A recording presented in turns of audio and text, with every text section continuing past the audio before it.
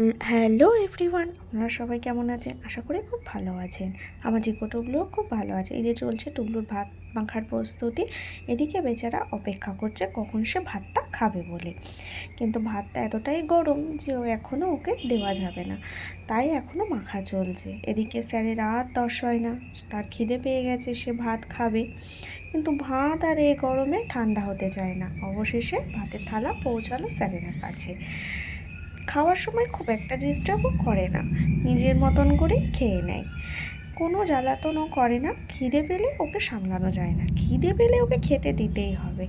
আর এদিকে আমার ম্যাডাম বসে রয়েছে, ভাইয়ের খাওয়া হয়ে গেল, তার এখনও খেতে দেওয়া হয়নি, তাই জিকো বুড়ির জন্য ভাত মাখার প্রস্তুতি চলছে। শরীর প্রচণ্ড গরম, তো ভাত ঠান্ডা হতে সময় লাগছে। অপেক্ষা করতে করতে করতে ম্যাডাম এখন শুয়ে পড়েছে, কখন সে ভাত খাবে। ও, আপনাদের তো বলাই হয়নি, জিকো বুড়িকে খাইয়ে না দিলে সে আবার খেতে পারে না। চলুন ও খাক, আপনারাও খেয়ে নিন। বাই।